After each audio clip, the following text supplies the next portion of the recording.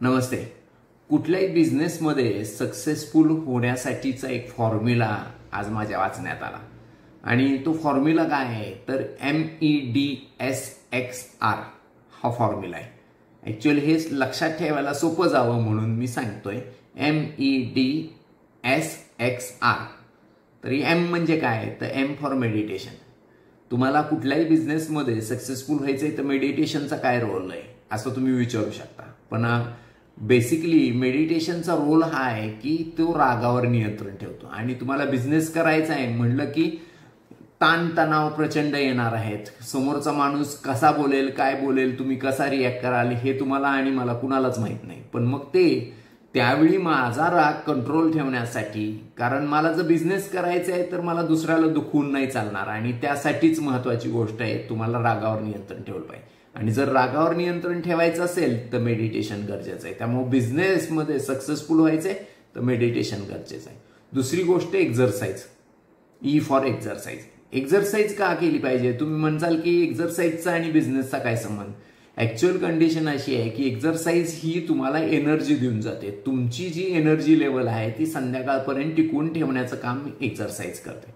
आणि एखाद्याला कन्व्हिन्स करायचंय किंवा एखादा बिझनेस करायचा आहे तर तुम्हाला प्रचंड एनर्जी लागणार.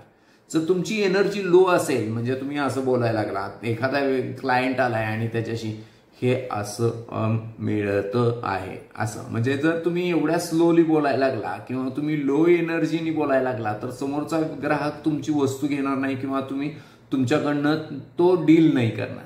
मग त्यावेळी तुमची एनर्जी लेवल जी आहे ती जशी माझी तुम्ही एनर्जी लेवल नेहमी बघता की हाय लेवलला असते, तर ती एनर्जी लेवल कशाने येते तर ती एक्झरसाइजने येते. त्यामुळे एक्झरसाइज ही इम्पॉर्टंट गोष्ट आहे. त्याच्यानंतर MED फॉर डाएट. तर डाएट का महत्वाचा आहे तुम्ही म्हणसाल बिझनेसचा आणि डाएटचा काय संबंध आहे तर बिझनेस आणि डाएटचा परत संबंध तोच आहे जसा एक्झरसाइजचा आहे. शिवानी मा नेहमी म्हणतात जैसा अन्न वैसा मन. जैसा अन्न वैसा मन म्हणजे काय की तुम्ही जे आहार घेताय त्या पद्धतीने तुमचं मन तयार होतं. सेम थिंग आहे. तुम्ही ज्यावेळी बिझनेस करता त्यावेळी तुमच्या मनातले विचार हे दुसऱ्याला हेल्प करण्याचे असले पाहिजेत. आणि ज्यावेळी तुमच्या मनामध्ये ते विचार येतील हेल्प करण्याचे त्याचवेळी तुम्ही त्याला हेल्प करचाल आणि त्याला समोरच्या माणसाला ते फिलिंग येईल की हा मला हेल्प करतोय आणि त्यासाठी तो हे मला विकतोय. मग ऑटोमॅटिकली मुवमेंट बदलेल. पण त्यासाठी अगोदर तुमचा डाएट जैसा अन्न, जर तुमचं अन्न सात्विक असेल, अन्न जर चांगलं असेल तरच तुमचं मन तेवढं सात्विक राहणार. आणि मन सात्विक राहिलं दुसऱ्याला फसवण्याची प्रवृत्ती नाही राहणार. आणि जर ती प्रवृत्ती नाही राहिली तरच त्याचा रिझल्ट येणार आहे. त्यामुळं सगळ्यात पहिलं काय M मेडिटेशन, दुसरं काय E फॉर एक्झरसाइज, तिसरं काय D फॉर डाएट, चौथी गोष्ट जी आहे ती S फॉर स्लीप. स्लीप म्हणजे काय की तुम्ही ज्यावेळी बेडवर झोपचाल त्यावेळी तुम्हाला मेल्यासारखी झोप लागली पाहिजे म्हणजे एका सेकंदात. त्याच्यासाठी एक इंग्लिश कोट आहे, खूप सुंदर कोट आहे, मी तो वाचून दाखवतो तुम्हाला. तो कोट म्हणतो when you are on bed you should be a dead. म्हणजे ज्यावेळी तुम्ही बेडवर झोपताय त्यावेळी तुम्ही डेड झाल्यासारखा दिसला पाहिजे. रिझन काय आहे की हे केव्हा शक्य आहे तर हे त्यावेळी शक्य आहे की ज्यावेळी तुम्ही दिवसभर प्रचंड मेहनत करचाल त्याचवेळी तुम्हाला शांत झोप लागेल.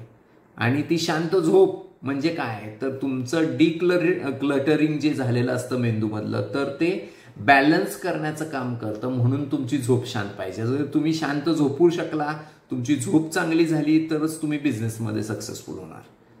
हा चौथा मुद्दा आहे. पाचवा मुद्दा आहे एक्स म्हणजे काय की तुमचा असा कोणता एक्स फॅक्टर आहे की जो एक्स फॅक्टर तुम्हाला लोक आयडेंटिफाय करतात की ज्यामुळे ते तुमच्याकडे अट्रॅक्ट होतात. म्हणजेच काय की तुमच्याकडे कोणता डिसिप्लिन असेल, तुमचा बोलका स्वभाव असेल, तुमचा हेल्पिंग नेचर असेल, तुमचा अशी कोणती गोष्ट, असा कोणता गुण आहे, तुमचा प्रामाणिकपणा असेल, असा कोणता गुण त्यांना आवडतोय त्यामुळे त्यांनी तुमच्याकडनं ती वस्तू खरेदी करावी किंवा तुमच्याबरोबर त्यांनी तो बिझनेस करावा. तो म्हणजे तुमचा एक्स फॅक्टर. तर तुमचा एखादा कोर व्हॅल्यू तयार असली पाहिजे आणि त्या कोर व्हॅल्यूला चांगलं नरिश करणं ही आपली गरज आहे, तरच तुम्ही बिझनेसमध्ये सक्सेसफुल होणार. आणि 6वा महत्त्वाचा पॉईंट, तो महत्त्वाचा पॉईंट आहे रिलेशनशिप.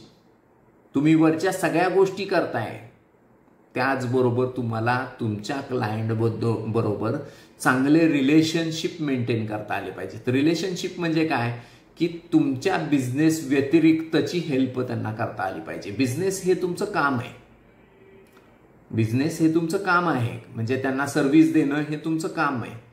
पण हॉस्पिटॅलिटी म्हणजे काय, तर तुम्ही सर्व्हिस देताय, जे तुमचं काम करताय ते तर करताच आहे, पण त्यांना एक फिलिंग आणून देताय की एक गुड फिलिंग की हां यांनी माझ्यासाठी हे केलं.